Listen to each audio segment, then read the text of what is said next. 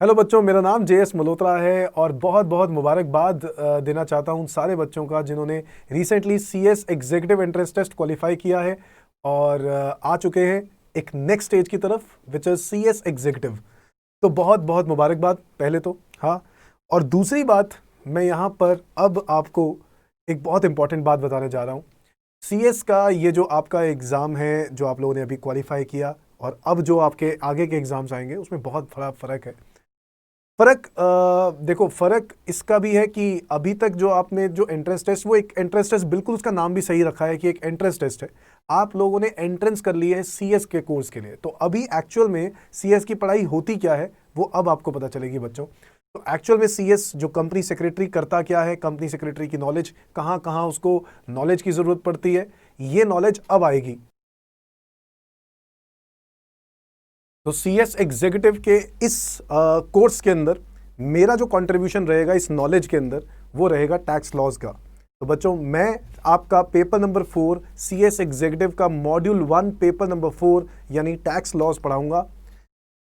तो मैं थोड़ा सा कोर्स कंटेंट के बारे में आज डिस्कस करना चाहता हूं और मैं बता देता हूं क्या क्या कोर्स कंटेंट है, और इसी के बाद मेरी आगे जो मेरी पहली डेमो क्लास है वो मैं आज आपके साथ शेयर करूंगा।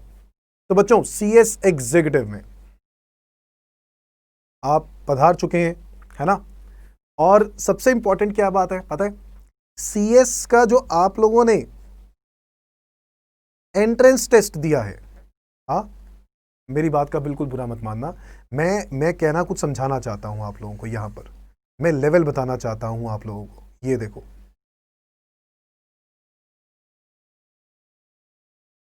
मैं लेवल में डिफरेंस बताना चाहता हूं आप लोगों को, क्योंकि देखो अभी आप लोगों को देखो, इस बात को सेलिब्रेट करना बहुत ज़रूरी है कि आप लोगों ने एग्ज़ाम क्वालिफाई किया है, ठीक है।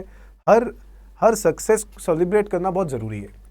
आपने ये एंट्रेंस टेस्ट क्वालिफाई किया तभी आप यहाँ पर आए हो, बट एक्चुअल में जो पढ़ाई स्टार्ट होनी है बच्चों वो ये है। सीएस करियर की जो पढ़ाई स्टार्ट होनी है वो ये पढ़ाई स्टार्ट होनी है सीएस करियर की। एग्जीक्यूटिव, ऑब्वियसली एग्जीक्यूटिव के बाद प्रोफेशनल लेवल आना है। तो एग्जीक्यूटिव का जो सब्जेक्ट आप पढ़ोगे ना, ये सारे वो सब्जेक्ट्स हैं जो एक कंपनी सेक्रेटरी को कहीं ना कहीं डेली रूटीन लाइफ में जरूरत पड़ेगी, ठीक है। तो वो क्या नॉलेज है, क्या वो सब्जेक्ट्स हैं। हाँ, मैं इस वीडियो के अंदर आपको सारे सब्जेक्ट्स के बारे में नहीं बताने जा रहा हूं, मैं सिर्फ अपने सब्जेक्ट के बारे में बताने जा रहा हूं, ठीक है। तो और उसके बाद फिर मैं आपको आगे की क्लास का, आगे टैक्स का मतलब क्या होता है, टैक्स क्या होता है, ये सब बारे में बताऊंगा, ठीक है। मैं पहले कोर्स कंटेंट बताना चाहता हूं और उसके बाद मैं आपको आगे का सारा बताऊंगा, ठीक है, टैक्सेस के बारे में। नाउ अगेन एक बात आपको समझ में आती है, आई थिंक सीएस ईईटी जो आप लोगों ने एग्ज़ाम दिया और सीएस एग्जीक्यूटिव बहुत फ़र्क है, ठीक है। तो इसलिए सिंसेरिटी तो चाहिए ही चाहिए, पढ़ाई तो हमें करनी ही पड़ेगी और बहुत दम लगा के पढ़ाई करनी है, ठीक है। बट मुश्किल कुछ भी नहीं है बच्चों। आप लोगों में से ही बहुत सारे बच्चे पास होंगे, आप लोगों में से ही कुछ बच्चे रह जाते हैं, बट बहुत सारे बच्चे पास हो भी जाते हैं, ठीक है। तो इसी रीज़न से हमें हमें देखो, हमें मेहनत करनी चाहिए, शिद्दत से मेहनत करनी चाहिए, और अगर हम मेहनत करें तो हमारे रिजल्ट्स अच्छे से अच्छे होंगे, ठीक है। तो स्टार्ट करते हैं सीएस एग्जीक्यूटिव के बारे में। मैं थोड़ी सी बता दूं, सीएस एग्जीक्यूटिव में 2 मॉड्यूल्स हैं, आप लोग जानते ही हैं। सीएस एग्जीक्यूटिव में 2 मॉड्यूल्स हैं और इन 2 मॉड्यूल्स में 4-4 पेपर हैं। मॉड्यूल 1 और मॉड्यूल 2, इन दोनों के अंदर 4-4 पेपर्स ईच हैं, जिसमें मैं आप लोगों को पेपर नंबर 4 कराऊंगा विच इज टैक्स लॉस, ठीक है जी। टैक्स लॉस का ये सब्जेक्ट जो 100 मार्क्स का पेपर है। सबसे खास बात यह है कि इस पेपर को एमसीक्यूज बेस्ड बनाया गया है, यानी ये मल्टीपल चॉइस क्वेश्चंस वाला पेपर होगा।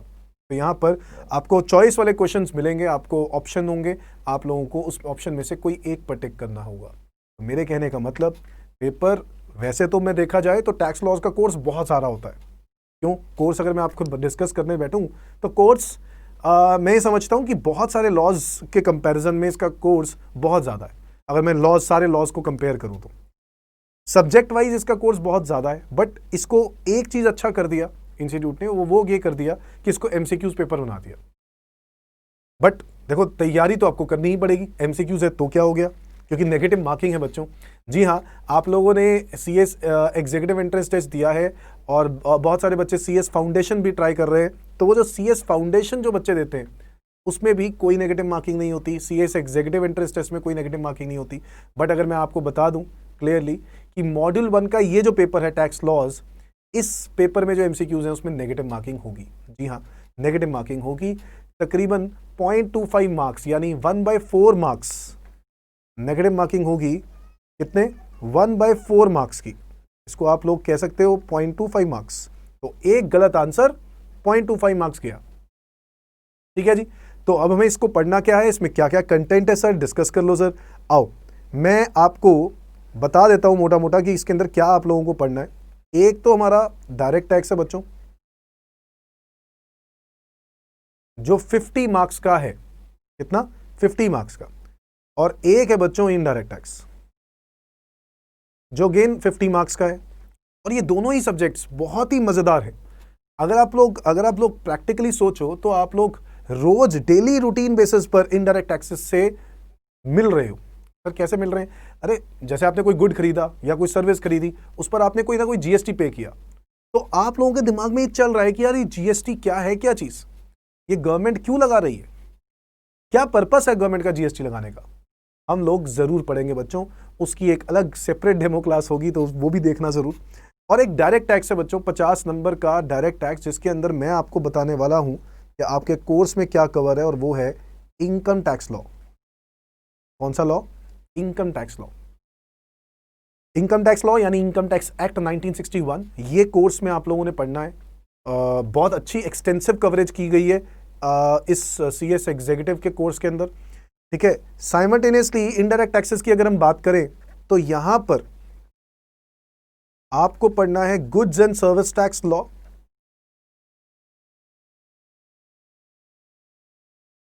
और आपको पढ़ना है कस्टम लॉ।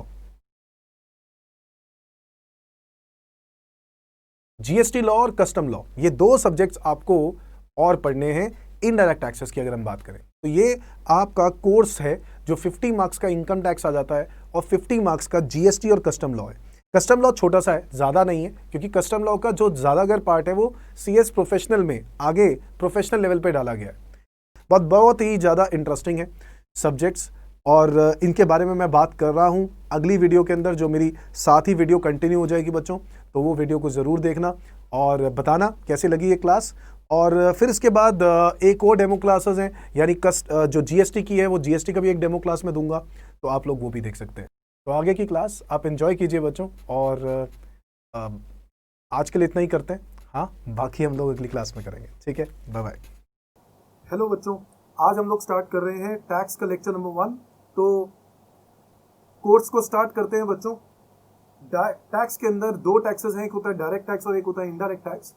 तो आज जो हम लोग करने जा रहे हैं वो करने जा रहे हैं टैक्स के बारे में। पहले इंट्रोडक्शन कि टैक्स होता क्या चीज है। तो व्हाट इज टैक्स बच्चों? आज जो सवाल है वो ये सवाल है कि टैक्स होता क्या है। क्योंकि देखो पहला क्वेश्चन तो यही है कि टैक्स होता क्या है। टैक्स वाला क्वेश्चन समझ में आएगा तो ही आप आगे बढ़ सकते हैं।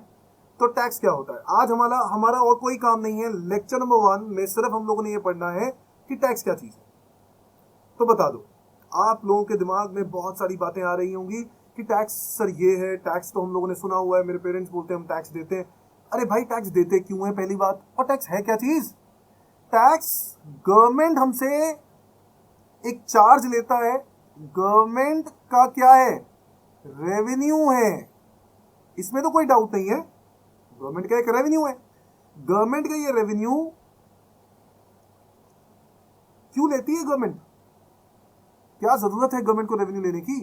क्या जरूरत है गवर्नमेंट को हमसे टैक्स लेने की? अरे भाई बिल्कुल जरूरत है।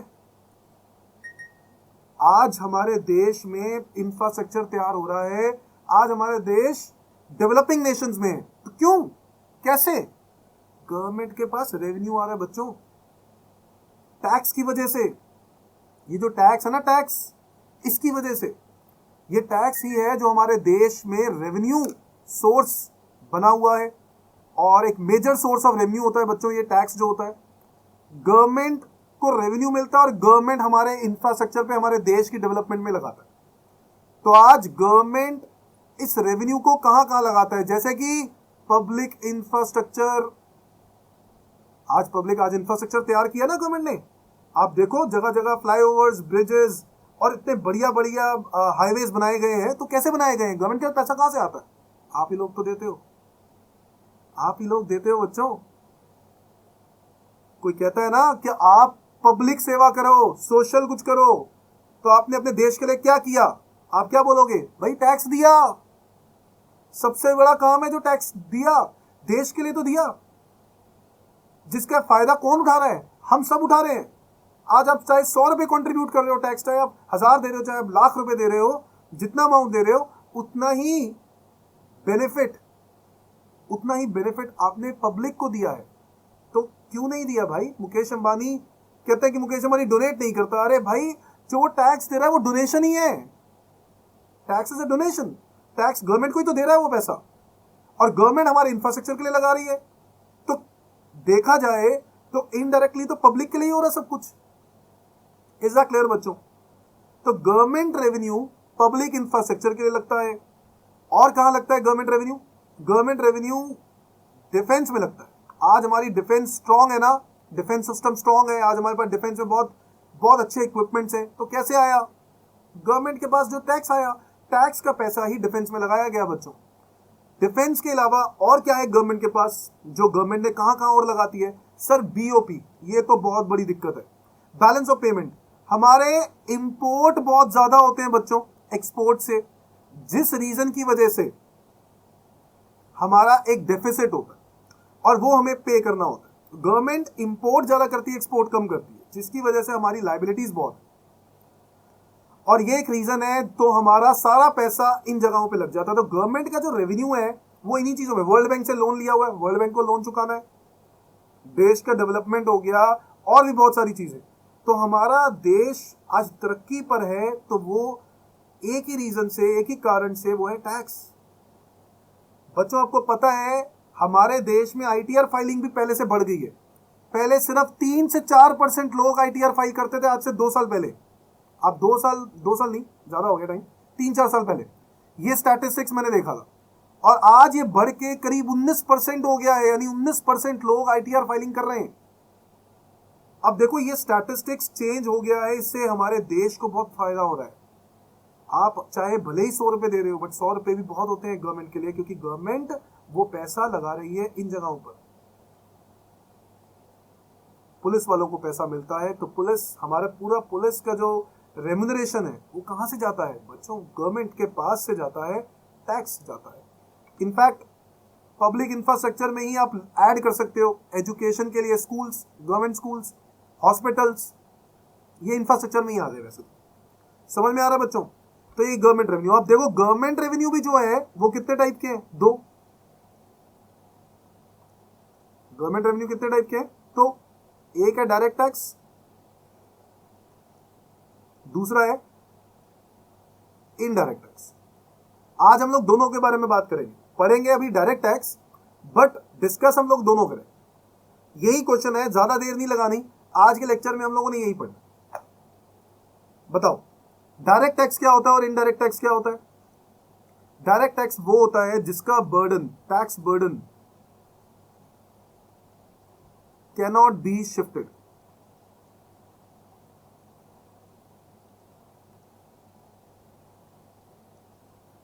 डायरेक्ट टैक्स में आप टैक्स बर्डन शिफ्ट नहीं कर सकते हो बच्चों। आप अगर चाहो, आप ये नहीं कह सकते किसी को कि भाई तेरा कोई दोस्त है, इनकम मैंने कमाई है तो मैं ही टैक्स दूंगा या मेरा दोस्त देगा टैक्स? मैं ही तो दूंगा। सिंपल है, मैंने कमाया पैसा तो मुझे ही टैक्स देना है। सिंपल सी बात। मुकेश अंबानी पैसा कमा रहा है, मुकेश अंबानी कह रहा है अनिल अंबानी को, भाई को अपने, यार टैक्स दे दे यार मेरा। हाँ, कमा कौन रहा है? तू। टैक्स कौन देगा? तू। ऑब्वियसली मैं क्यों दूं? अनिल अंबानी कहेगा पहले ही मेरे को बहुत घोटाला हो गया यार, पहले ही बहुत नुकसान हो गया, ऊपर से तू टैक्स मांग रहा है, शर्म नहीं आती? सर टैक्स जो होगा that burden cannot be shifted, और जहां पे भी बर्डन शिफ्ट नहीं किया जा सकता ना, उसको डायरेक्ट टैक्स बोलते हैं। इसका पहला और सबसे इंपॉर्टेंट एग्जांपल है इनकम टैक्स। इसके अलावा भी है, हम लोग लिखेंगे। इनडायरेक्ट टैक्स क्या है फिर? इनडायरेक्ट टैक्स में और डायरेक्ट टैक्स में फर्क ये है बच्चों की tax burden can be shifted.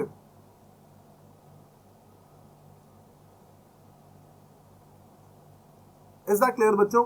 Tax burden यहां शिफ्ट नहीं कर सकते हैं, और यहां पर डायरेक्ट टैक्स, इनडायरेक्ट टैक्स में टैक्स बर्डन शिफ्ट कर सकते हैं। मतलब अगर मैं चाहूं मेरा गुड्स एंड सर्विसेज टैक्स, तो मैं किससे मांगूंगा? मेरे ऊपर है जीएसटी, मैं किससे मांगूंगा? आगे वाले बंदे से, जिसको मैं बेच रहा हूं सामान। तो आप कोई दुकानदार से सामान खरीदने जाते हो बच्चों, 100 रुपए का सामान है, दुकानदार कहता है इस पर जीएसटी लगेगा 10%।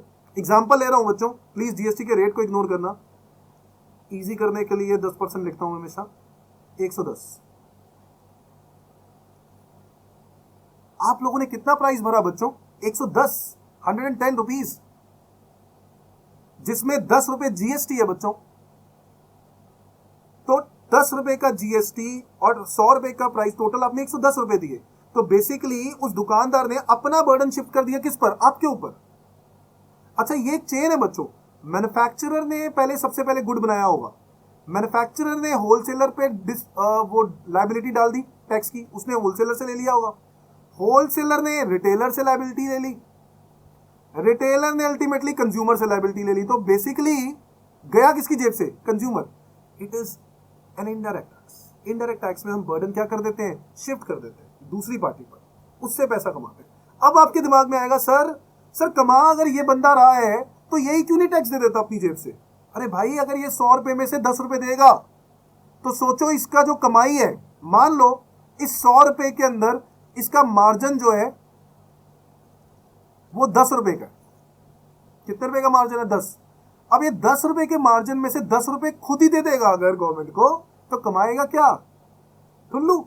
अरे भाई, कमाना भी तो है, पैसे नहीं कमाएगा क्या? कमाएगा। मार्जिन 10 रुपए का है तो भाई 10 रुपए तो कमाएगा, इसलिए जो भी उसके ऊपर टैक्सेस लगेंगे वो किस पर शिफ्ट कर देगा? आप लोगों के ऊपर बच्चों, कंज्यूमर के ऊपर, जो बेसिकली कंज्यूम कर रहे हैं। इज दैट क्लियर बच्चों? Number 2,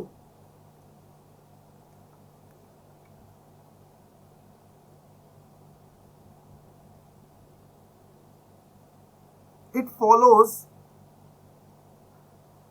progressive concept।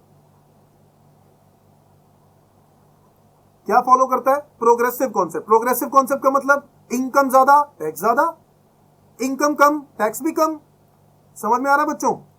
अगर आप आज इनकम ज्यादा कमाते हो तो टैक्स भी आपको ज्यादा देना पड़ेगा, इनकम ज्यादा टैक्स भी ज्यादा, इनकम कम टैक्स भी कम। हाँ, इसका एक सिंपल सा एग्जांपल है, मुकेश अंबानी जितनी इनकम पे टैक्स देता होगा, क्या मैं उतनी देता हूँ? नहीं, अंबानी ज्यादा कमाता है तो टैक्स ज्यादा देता है, मैं कम कमाता हूं तो मैं टैक्स कम देता हूं। सिंपल, टैक्स तो देना है, बट कमा जो ज्यादा रहेगा वो ज्यादा टैक्स देगा। बट क्या जीएसटी में ऐसा होता है बच्चों? नहीं बच्चों, जीएसटी में बिल्कुल भी ऐसा नहीं होता। जीएसटी में इनकम तुम्हारी, तुम अमीर हो या गरीब, इससे कोई फर्क ही नहीं पड़ता, जीएसटी आपको उतना ही देना है। सो इट फॉलोज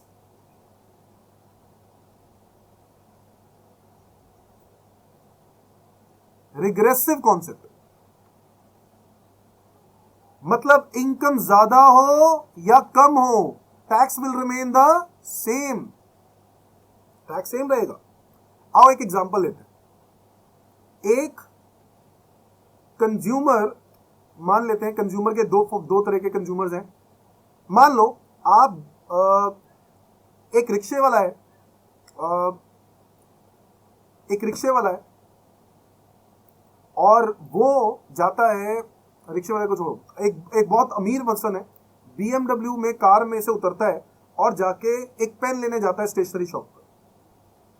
पेन है 10 रुपए का, उस पे उसके अंदर ही एमआरपी होता है ना। ये एमआरपी का मतलब क्या होता है बच्चों? Maximum retail price inclusive of all taxes. तो जीएसटी इसके अंदर ही होगा। तो आपने मान लो इसके अंदर 1 रुपए का जीएसटी भी है इसी के अंदर, तो आपने 10 रुपए दे दिए। क्या बीएमडब्ल्यू वाले से वो स्टेशनरी वाला इंसान ये कहेगा नहीं सर आपके लिए तो पेन 1000 रुपए का है? बताओ क्यों? अमीर हो, दे सकते हो, आपके लिए तो ये 1000 रुपए 10 रुपए के बराबर है। ऐसा थोड़ी ना होता है यार, बताओ ऐसा होता है क्या? नहीं, तो क्या टैक्स बढ़ा देगा गवर्नमेंट क्योंकि अमीर है? नहीं। अच्छा, उसी केस में, उसी सिनारियो में अगर एक रिक्शे वाला आता है, वो जाता है स्टेशनरी वाले के पास और कहता है कि सर मुझे एक पेन चाहिए, वही 10 रुपए का पेन, क्या स्टेशनरी वाला क्या करेगा? उसको देख के कहेगा यार तू 1 रुपए ही दे दे यार, ऐसे 1 रुपए दे दे, कोई नहीं, गवर्नमेंट भी टैक्स कम कर देगा? नहीं करेगा भाई, simple, tax will remain the same. Income ज्यादा हो या कम, तुम अमीर हो या गरीब, फर्क नहीं पड़ता, टैक्स अमीर को भी उतना देना है और गरीब को भी उतना देना है, अगर मैं कंज्यूमर के पॉइंट ऑफ व्यू से देखूं। हाँ, अगर मैं दूसरा पॉइंट ऑफ व्यू लगा सकता हूं, वो ये बिजनेसमैन के पॉइंट ऑफ व्यू से। बिजनेसमैन के पॉइंट ऑफ व्यू से अगर मैं बिजनेस करता हूं, ज्यादा बिजनेस करता हूँ, ज्यादा सेल करता हूँ, तो ऑब्वियसली ज्यादा जीएसटी देता हूँ। बट मैं कौन सा अपनी जेब से दे रहा हूं बच्चों? मैं तो आप ही से लेकर दे रहा हूं, तो अल्टीमेटली दे कौन रहा है? कंज्यूमर। तो कंज्यूमर के पॉइंट ऑफ व्यू से ही आपको ये समझना चाहिए। तो कंज्यूमर अमीर हो या गरीब, इससे फर्क नहीं पड़ता, टैक्स जो है उस पर्टिकुलर प्रोडक्ट पर, उस पर्टिकुलर प्रोडक्ट पर, मैंने कहा उस पर्टिकुलर प्रोडक्ट पर सेम रहेगा। आप पूरे साल की कंजम्पशन देखोगे, पूरे दिन में और भी चीजों की कंजम्पशन देखोगे, तो उस अकॉर्डिंगली तो हो सकता है कि वो बीएमडब्ल्यू वाले पर्सन ने ज्यादा ही टैक्स दिया हो, है ना? मेरे कहने का मतलब, मैं एक बीएमडब्ल्यू वाला पर्सन, मेरे पास बीएमडब्ल्यू कार है, मैं अमीर इंसान हूं, 1000 करोड़ की टर्नओवर है, बहुत बढ़िया काम है। अब ऐसे केस में मैं सामान भी तो महंगे लेता हूँ, सामान महंगे लेता हूँ तो जीएसटी भी तो ज्यादा देता हूँ, तो उस गरीब के कंपैरिजन में तो मैं ज्यादा ही टैक्स गवर्नमेंट को देता हूँ। ऐसे देखोगे तो यस, अमीर वाला टैक्स ज्यादा दे रहा है, गरीब वाला टैक्स कम दे रहा है, इस पॉइंट ऑफ व्यू से देखोगे। बट अगर एक प्रोडक्ट के लिए देखोगे, क्योंकि जीएसटी हर प्रोडक्ट पे लगता है, तो एक पर्टिकुलर प्रोडक्ट वाइज देखोगे, तो मैं इसको रिग्रेसिव कॉन्सेप्ट बोलूंगा। इसीलिए बच्चों, थोड़ा सा इसके ऊपर काफी डिबेटेबल पॉइंट है कि इसको सिर्फ रिग्रेसिव बोला जाए या पार्शियली रिग्रेसिव बोला जाए। पार्शियली रिग्रेसिव वर्ड ही नहीं है बच्चों, इसीलिए रिग्रेसिव कॉन्सेप्ट बोलना ज्यादा बेटर है। तो प्रोग्रेसिव कॉन्सेप्ट का मतलब है इनकम ज्यादा टैक्स ज्यादा, इनकम कम तो टैक्स कम। रिग्रेसिव वर्ड बेटर है कि इनकम कम हो या ज्यादा हो, टैक्स जो है वो सेम ही रहेगा। एक अमीर को भी उतना ही टैक्स पे करना है, गरीब को भी टैक्स उतना ही पे करना है। Number 3, it indirectly affects the price of commodity।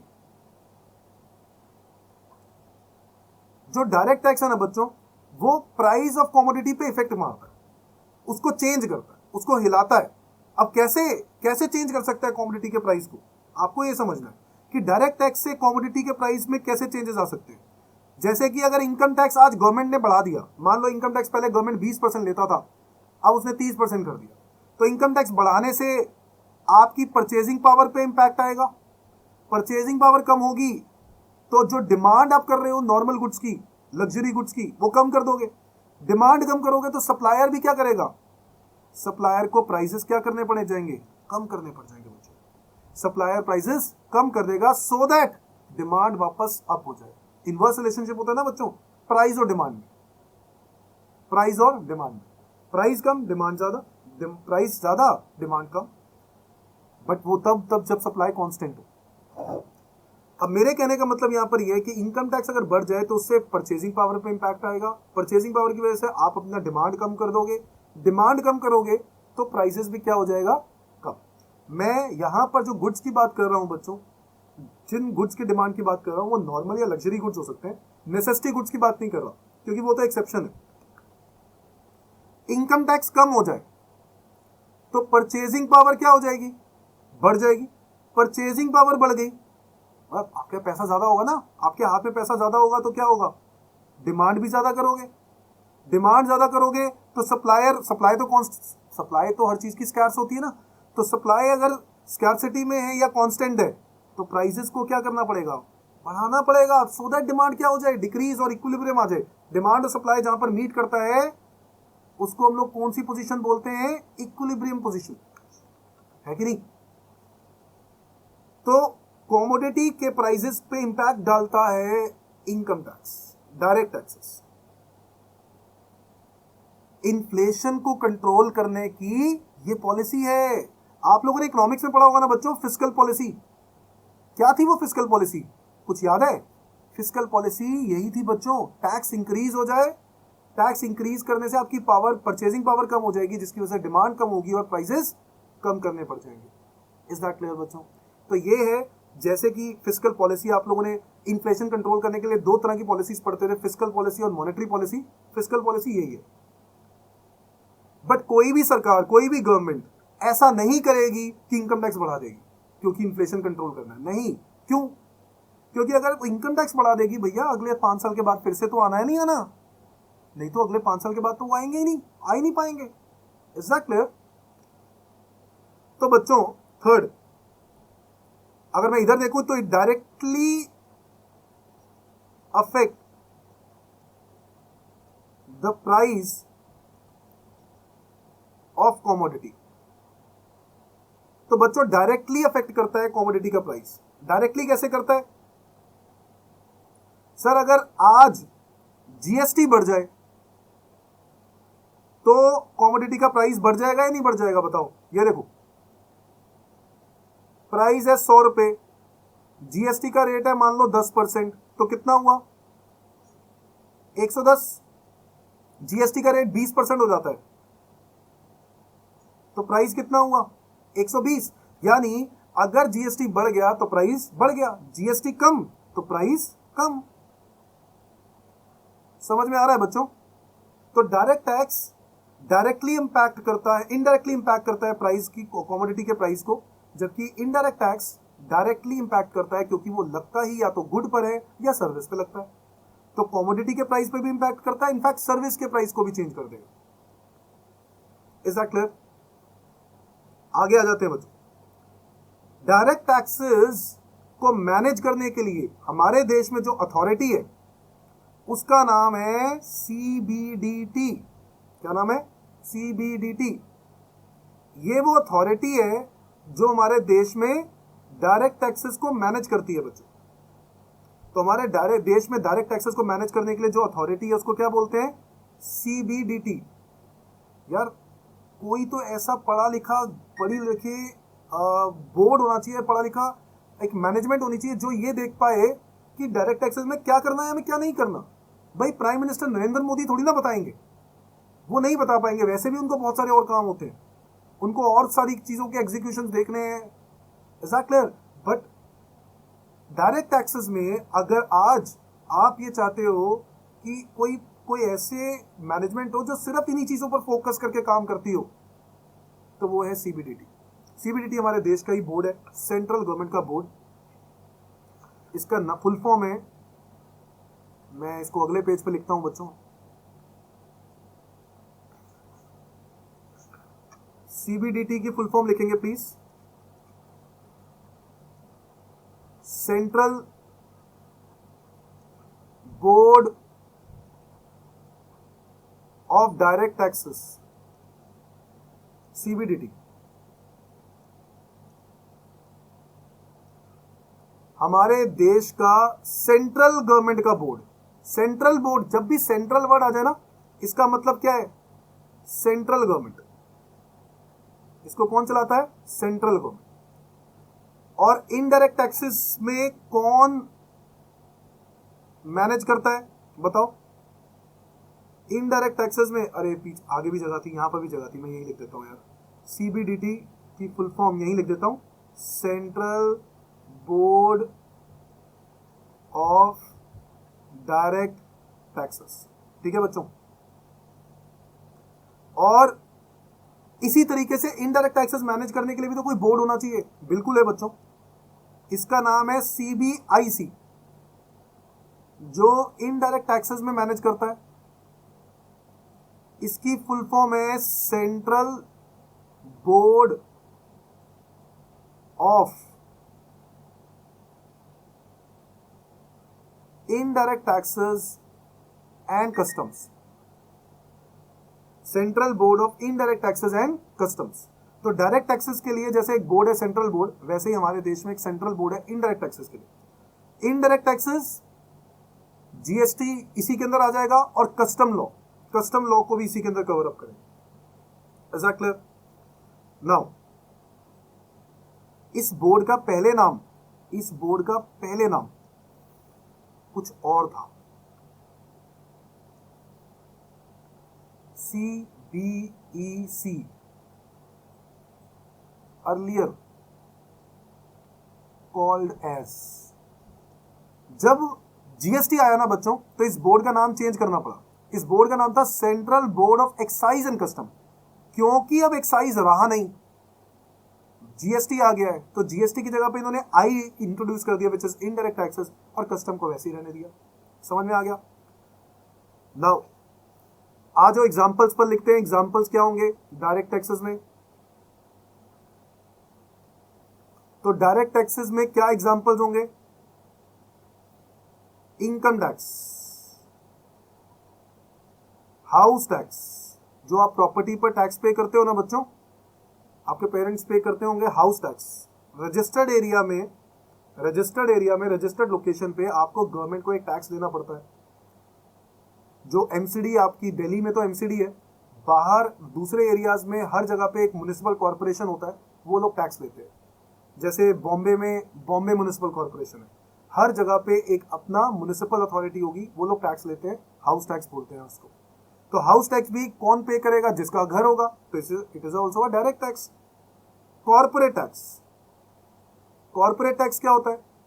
Companies को, हमारे देश में कंपनीज को मैट देना पड़ता है बच्चों, जिसको बोलते हैं मिनिमम ऑल्टरनेट टैक्स। ये होता क्या है इसको हम बाद में डिस्कस करेंगे हमारे कोर्स में, मैट के बारे में हम बाद में डिस्कस कर पाएंगे। बट कॉर्पोरेट टैक्स, जो कंपनीज को टैक्स चुकाना होता है, हम उसको कॉर्पोरेट टैक्स बोलते हैं। समझ में आता है बच्चों? तो ये वो एग्जांपल्स हो गए डायरेक्ट टैक्स के लिए। और इनडायरेक्ट टैक्सेस में सबसे प्राइम, सबसे important example goods and services tax, यानी जीएसटी। इसके अलावा central excise duty, custom duty. बच्चों वैट आपने नाम सुना होगा, वैल्यू एडेड टैक्स,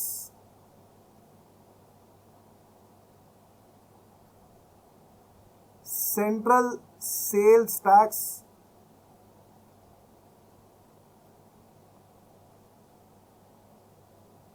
और बस मेरे ख्याल से सर्विस टैक्स लिखने की जरूरत नहीं है। हालांकि सीएसटी की भी अब कोई जरूरत नहीं है, सीएसटी भी खत्म हो गया। मेरे कहने का मतलब है मैंने वो सारे इनडायरेक्ट टैक्सेस लिख दिए जो फिलहाल के लिए जो एक्टिव है।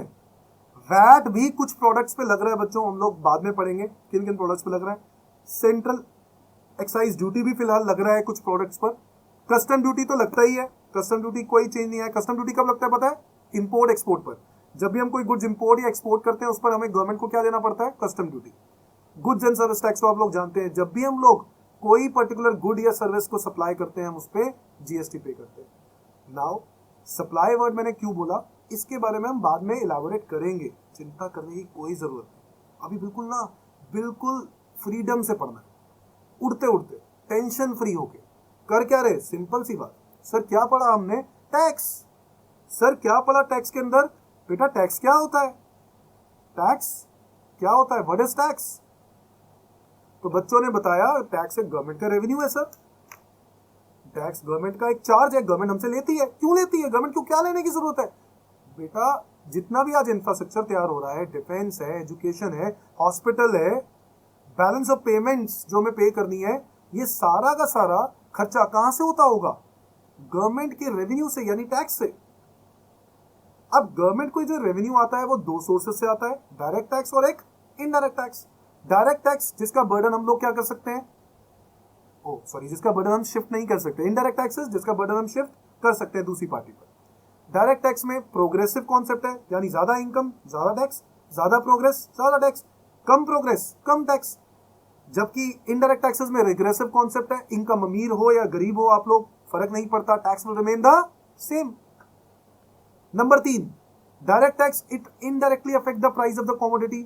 टैक्स से इनकम प्राइस पर फर्क पड़ता है। जैसे इनकम टैक्स अगर बढ़ जाए तो परचेजिंग पावर लोगों की कम हो जाएगी, डिमांड कम हो जाएगी, जिसकी वजह से सप्लायर को प्राइसेस भी क्या करने पड़ेंगे? कम करने पड़ेंगे, सो दैट डिमांड अप हो जाए। इनकम टैक्स अगर कम हो जाए तो परचेजिंग पावर बढ़ जाएगी, डिमांड ज्यादा हो जाएगी, तो सप्लायर को प्राइसेस बढ़ाने पड़ेंगे सो दैट डिमांड कम हो जाए और डिमांड और सप्लाई एक जगह पे जाके मीट कर जाए। जबकि इनडायरेक्ट टैक्सेस में वो डायरेक्ट इंपैक्ट करता है कमोडिटी के प्राइस को। जीएसटी बढ़ गया, प्राइस बढ़ गया, जीएसटी कम, प्राइस कम।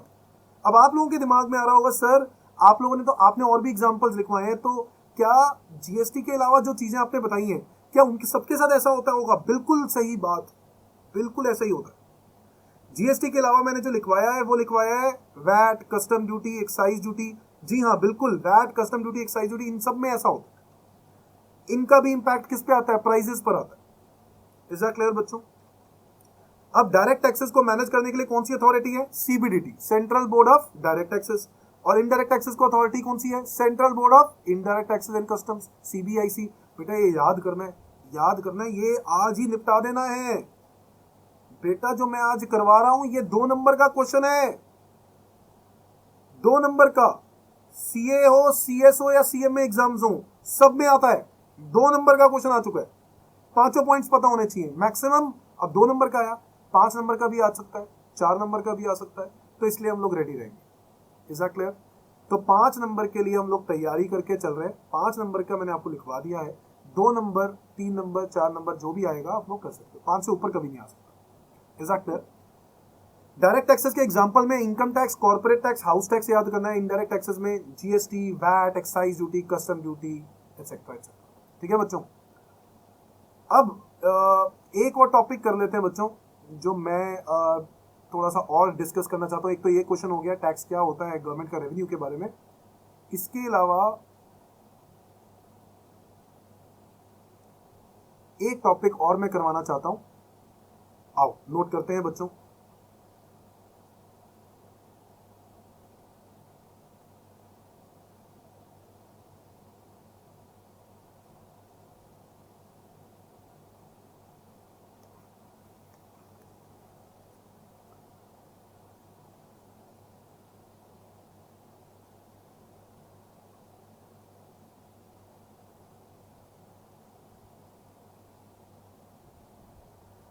अब आप लोगों ने देखा कि मैंने आपको बोला कि सर जो एग्जाम्पल्स हैं, GST, central excise duty, custom duty, VAT, sir ये कब लगते हैं?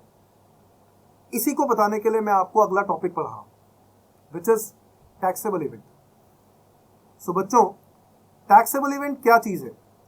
टैक्सेबल इवेंट का मतलब क्या होता है? An event or situation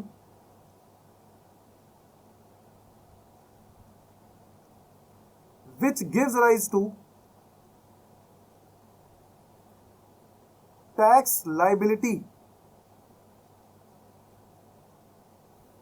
is called as taxable event। कोई भी ऐसी इवेंट, कोई भी ऐसा सिचुएशन जिसकी वजह से टैक्स लाइबिलिटी अराइज हो जाए, उसको हम टैक्सेबल इवेंट कहते हैं। कोई ऐसी सिचुएशन हुई जिसकी वजह से आपको वो टैक्स पे करना पड़ गया, उसको हम टैक्सेबल इवेंट कहते हैं। जैसे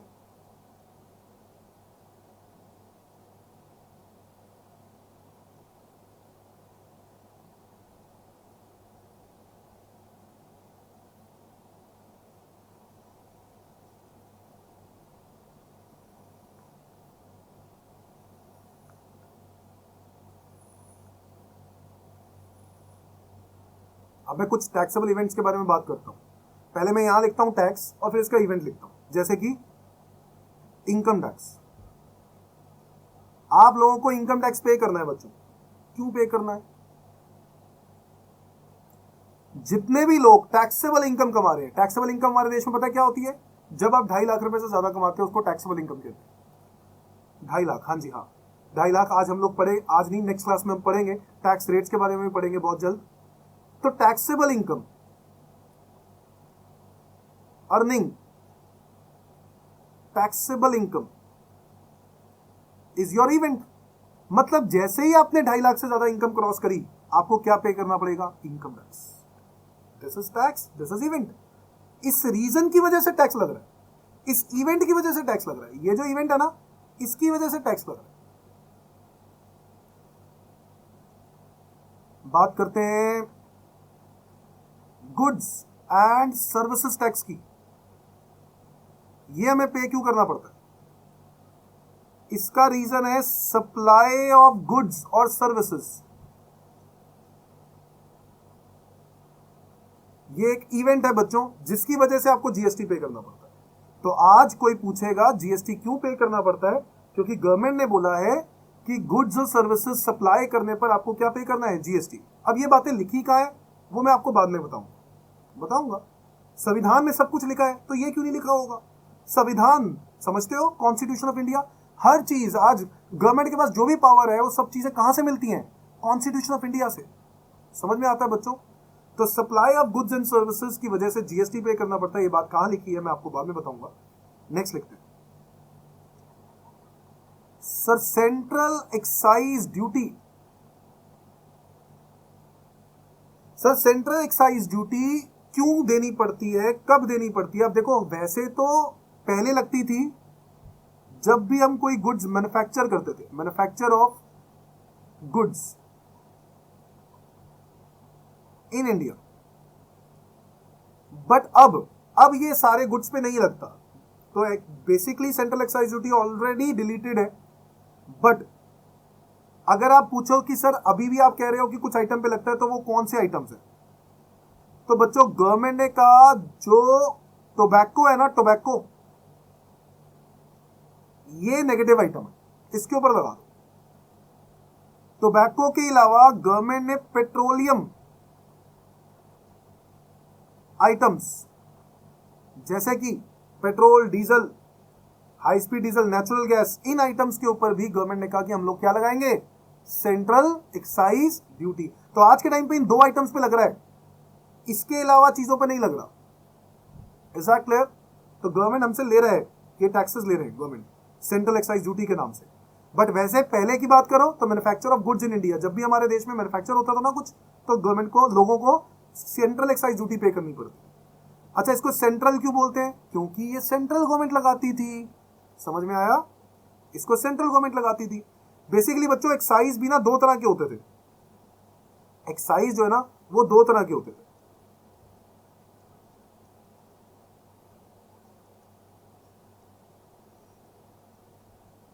एक होता था सेंट्रल एक्साइज और एक state excise.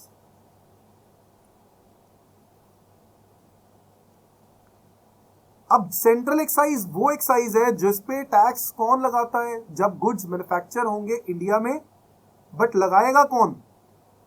Central government. Tax लगाने की power central government. Levy, levy का मतलब समझते हो बच्चों? चार्ज करना, चार्ज करना, पावर टू लेवी। और सेंट्रल गवर्नमेंट ही टैक्स को क्या करता है? कलेक्ट।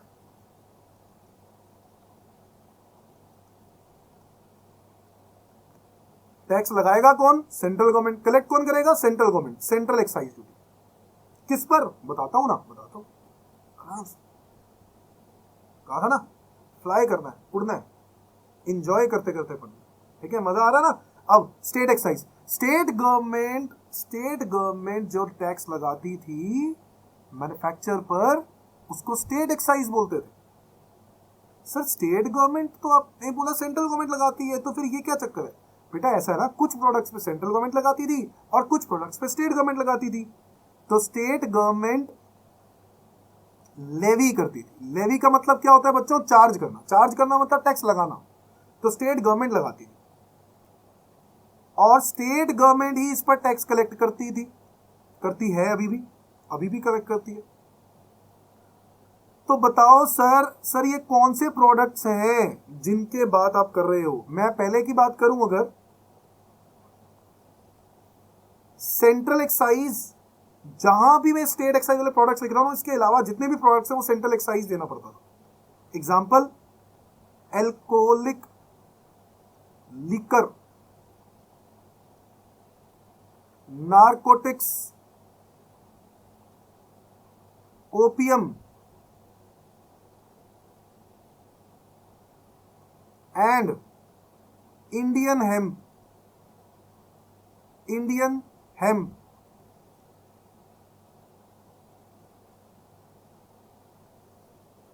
4 आइटम्स ऐसी जिसके ऊपर स्टेट गवर्नमेंट लगाती है टैक्स। स्टेट गवर्नमेंट आज भी लगाती है excise duty. Alcoholic liquor, narcotics, opium, Indian hemp. नशा, बेसिकली ये सारे नशे वाले आइटम है बच्चों। लिकर के बारे में तो सब लोग जानते ही होंगे, alcohol liquor, narcotics, opium, Indian hemp. ऐसा क्लियर? वो जो होता नहीं, वो जो भांग भांग होली में, इंडियन हेम्प पौधा ही तो होता है वो, पौधा। सर ओपियम भी पौधा है सर। ये सब ड्रग है, और ड्रग जो है वो गवर्नमेंट ने इलीगल नहीं किया, गवर्नमेंट ने उसको बैन नहीं किया। इसका एक रीजन है कि ये जो ड्रग है ना, ये ड्रग भी मेडिसिन में लगता है। जितने भी आज मेडिसिन कंजम्पशन होती है, मेडिसिन मैन्युफैक्चर होती है, उसमें कहीं ना कहीं alcohol, narcotics, opium, Indian hemp, ये सब चीजें यूज होती हैं। तो इसको ट्रेड करना, इसका यूज करना गलत नहीं, इसको मैन्युफैक्चर करना गलत नहीं है। इसलिए स्टेट गवर्नमेंट ने बोला मैं देखूंगा इसको, मैं देखूंगा कि स्टेट गवर्नमेंट देखेगी टैक्स लगेगा या कितना लगेगा, कितना नहीं लगेगा। Is that clear? इसीलिए लिकर की बात करेंगे तो लिकर के प्रोडक्ट के प्राइसेस हर स्टेट में आपको अलग अलग मिलेंगे। रीजन, क्योंकि स्टेट गवर्नमेंट के पास पावर है ना कितना टैक्स लगाना है। अगर मान लो इंडिया में, सॉरी दिल्ली में स्टेट गवर्नमेंट 50% एक्साइज ड्यूटी लगाती है, यूपी में 20% लगाती है, बिहार में 10% लगाती है, तो उसके अकॉर्डिंगली वहां पर क्या होंगे प्राइसेस। मेरी बात समझ में आ रही है? तो ये स्टेट एक्साइज। और इसके अलावा ऑल अदर प्रोडक्ट्स, बाकी के rest of all the products सब सेंट्रल एक्साइज। समझ में आ रहा है बच्चों? तो ये है एक्साइज ड्यूटी। जैसे कि हमें गवर्नमेंट को पे करनी पड़ती है, तो एक्साइज ड्यूटी इस तरीके की होती थी। अब ये वाला जो कानून है ना, ये वाला, ये सिर्फ सेंट्रल एक्साइज, टोबैको और पेट्रोलियम आइटम्स, इसके लिए जिंदा है ओनली। तो करंटली सिर्फ इस पर चल रहा है, बाकी सब चीजों पर इनएक्टिव है। आई होप सब बच्चों ने नोट कर लिया होगा। मैं आगे बढ़ा रहा हूं। तो मैं एक्साइज ड्यूटी पे था बच्चों। Manufacture of goods in India, tobacco item, petroleum items, central excise duty लगती है। कस्टम ड्यूटी कब लगती है बच्चों? कस्टम ड्यूटी लगती है जब हम कोई गुड्स इंपोर्ट करते हैं या एक्सपोर्ट करते हैं। इंपोर्ट ऑफ गुड्स और एक्सपोर्ट ऑफ गुड्स। क्या वाकई में एक्सपोर्ट पे भी लगना चाहिए बच्चों कस्टम ड्यूटी? नहीं भाई, कस्टम ड्यूटी एक्सपोर्ट पे क्यों लगाओगे? अगर कस्टम ड्यूटी एक्सपोर्ट पे लगाने लग जाओगे तो हमारी चीजें महंगी हो जाएंगी। हमारी चीजें महंगी हो जाएंगी तो बाजार में कौन खरीदेगा? बाहर कौन खरीदेगा? इंटरनेशनल मार्केट में हमें चीजें सस्ती करनी है ताकि हम कंपीट करें। चाइना, नेपाल, बांग्लादेश, पाकिस्तान और जितनी भी एशियन कंट्रीज हैं उनके साथ अगर कंपीट करना है तो आपको सस्ते प्राइसेस रखने पड़ेंगे। ये सब डेवलपिंग में। तो जितने भी डेवलपिंग नेशंस होते हैं ना, उनके साथ लड़ाई हमारी प्राइसेस पे होती है। Now import of goods, export of goods पर कस्टम ड्यूटी लगता है। अब एक्सपोर्ट पे कस्टम ड्यूटी तुम पूछ रहे हो तो मैं बता दूं, एक्सपोर्ट पे कस्टम ड्यूटी लग सकता है अगर कोई ऐसा प्रोडक्ट है जिसकी रिक्वायरमेंट हमारे देश में, इंडिया में ज्यादा जरूरी है, बट एक बिजनेसमैन धड़ाधड़ क्या कर रहा है? एक्सपोर्ट। क्यों? क्योंकि उसको तो बिजनेस करना है, बाहर से ऑर्डर आ रहा है, उसने बाहर भेज दिया, बट उसको इंडिया में चाहिए वो प्रोडक्ट, जरूरत है उसकी इंडिया में, बट वो बिजनेसमैन तो बाहर एक्सपोर्ट कर रहा है। गवर्नमेंट ने क्या किया? एक्सपोर्ट पे ड्यूटी लगा दी। ड्यूटी लगाने से प्राइसेस महंगे हो जाएंगे और ऑर्डर सारा वापस आ जाएगा। ये एक स्ट्रैटेजी होती है एक्सपोर्ट पर ड्यूटी लगाने की। गवर्नमेंट उस बिजनेसमैन को कुछ नहीं कहेगी क्योंकि उस बिजनेसमैन की कोई गलती नहीं है। एग्जैक्टली, वो तो बिजनेस कर रहा है। बट अगर एक्सपोर्ट पे ड्यूटी लगा देंगे तो प्राइसेस महंगे हो जाएंगे, अपने आप डिमांड नहीं आएगी तो चीजें अपने आप वापस आ जाएंगी। Is that clear? Import of goods पे तो देखो ड्यूटी लगानी जरूरी है ताकि हमारे डोमेस्टिक प्रोडक्शन है उनका नुकसान ना हो, क्योंकि हमारे देश में भी तो प्रोडक्ट बन रहे हैं। अगर हम लोग अपने देश में जो प्रोडक्ट बन रहे हैं उनको इंकरेज ही नहीं कर रहे तो फिर यही होगा भाई, चाइना और दूसरी कंट्रीज को फायदा मिल जाएगा।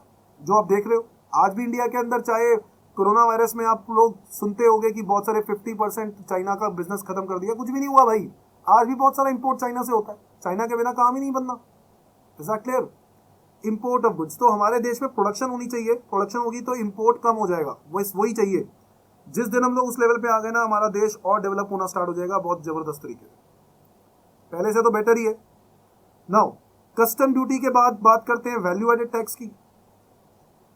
ये भी एक पहले टैक्स होता था, आज भी ये दो आइटमों पे लगता है, मैं बताने वाला हूं आज। अभी वैल्यू एडेड टैक्स लगता है जब कोई इंट्रा स्टेट सेल होती है ऑफ गुड्स।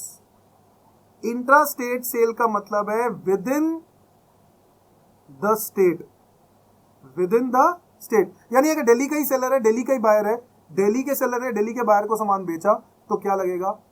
वैट।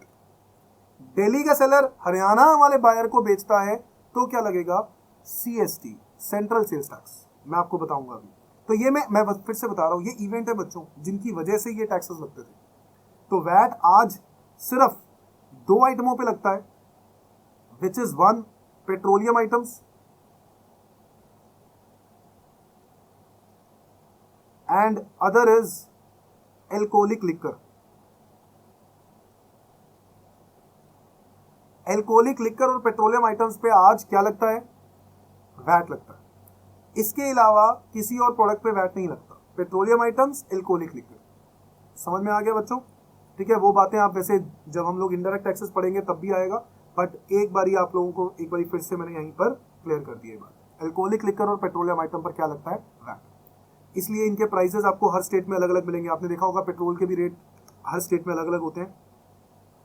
सीएसटी बच्चों, सेंट्रल सेल्स टैक्स, यानी सीएसटी की अगर हम बात करें तो सीएसटी लगता था इंटर स्टेट सेल पर, inter state sale of goods. तो अगर आप एक स्टेट से दूसरे स्टेट, यानी दिल्ली से हरियाणा, हरियाणा से यूपी, यूपी से पंजाब, पंजाब से बिहार, ऐसा कुछ सेल ट्रांजैक्शंस हो रही हैं इंटर स्टेट, तो ऐसे केस में सीएसटी पे करना पड़ता था outside the state. Is that clear बच्चों? तो अगर देखा जाए सीएसटी अब जिंदा तो नहीं है, सीएसटी को खत्म कर दिया, जीएसटी आ गया ना, जीएसटी आया तो वैट, सीएसटी, ये सब चीजों पर इंपैक्ट आया, तो सीएसटी अब नहीं है। बट अगर यही पेट्रोलियम आइटम्स और alcoholic liquor inter state sale होगा तो क्या लगेगा बच्चों? सीएसटी। यही चीज है। इज दैट क्लियर बच्चों? इंट्रा होगा तो वैट लगेगा, इंटर होगा तो सीएसटी। तो ये हम लोगों ने क्या पढ़ा है? ये जो मैंने आपको पढ़ाया है ये है टैक्सेबल इवेंट। ये है वो सिचुएशंस जिनकी वजह से ये टैक्स लायबिलिटी अराइजेस होती है, टैक्सेस लगते हैं। अब इसके लिए कि ये टैक्सेस सर कहां लिखा हुआ है कि ये टैक्सेस लगने चाहिए? कानून में कहीं लिखा है तो बताओ। तो बच्चों वो भी बताएंगे ना, चिंता क्यों करते हो, वो भी बताएंगे, सब कुछ बताएंगे, बट अब अगली क्लास में बताएंगे। ठीक है बच्चों, तो आज के लिए इतना ही करते हैं। दो टॉपिक आज हम लोगों ने किए हैं। पहला डिफरेंस जो आप लोगों ने याद करना है, फटाफट दिमाग में बिठा लेना है, दो बातें और एक टैक्सेबल इवेंट। दोनों ही बातें बड़ी इंपॉर्टेंट है। टैक्सेबल इवेंट का मतलब बता दो एक बार फिर से, एन इवेंट और situation which gives rise to tax liabilities को हम लोग क्या बोलते हैं? Taxable event. Is that clear बच्चों? ठीक है जी, तो आज के लिए इतना ही करते हैं, बाकी अगली क्लास में। Bye bye.